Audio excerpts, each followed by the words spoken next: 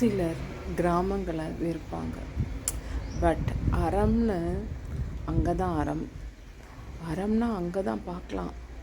முதல்லலாம் பார்த்திங்கன்னா பிள்ளைச்சோறுன்னு ஒன்று சொல்லுவாங்க.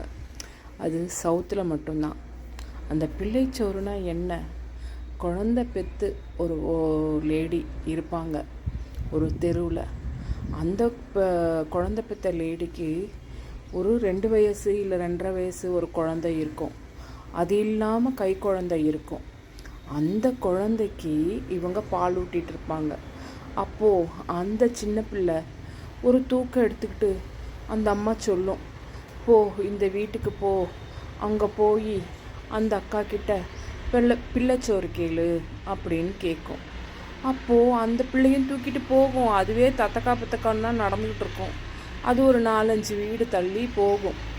போயிட்டு அம்மா பிள்ளைச்சோறு கேட்டா அப்படின்னு அது ஒரு மழலை தமிழில் சொல்லும். அந்த பிள்ளை வந்துட்டாலே தெரியும் அவங்களுக்கு. அது தூக்கிட்டு வந்துட்டாலே அவங்களுக்கு தெரியும்.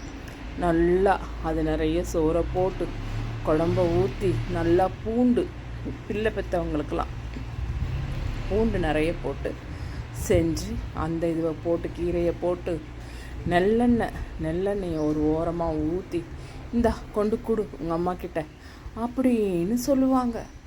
அது பிள்ளை சோறுனா என்ன? அந்த பிள்ளை பெற்றவளுக்கு அவளுக்கு செய்ய முடியாது. இந்த குழந்தைய வச்சுக்கிட்டு அந்த குழந்தைய வச்சுக்கிட்டு செய்ய முடியாது.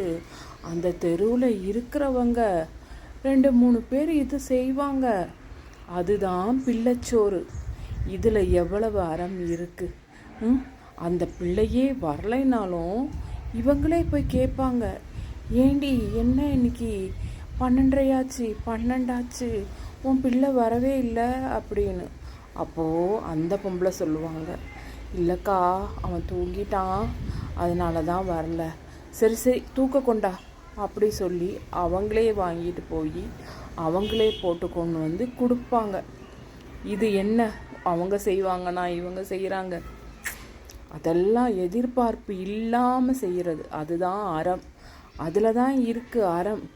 இப்போ எங்கே இருக்குது? இப்போது ஒருத்தர் திறந்து பார்க்குறதுக்கே, கதவை திறந்து ஒரே ஃப்ளாட் சிஸ்டமில் வசிக்கிறாங்க. இந்த டோரு திறந்தால் அந்த டோரு உள்ளேருந்து பார்ப்பாங்களே தவிர்த்து வெளியே எட்டி பார்க்க கூட யாரும் தயாராக இல்லை. அந்த மாதிரி போயின்னு இருக்கு சிட்டி லைஃப்.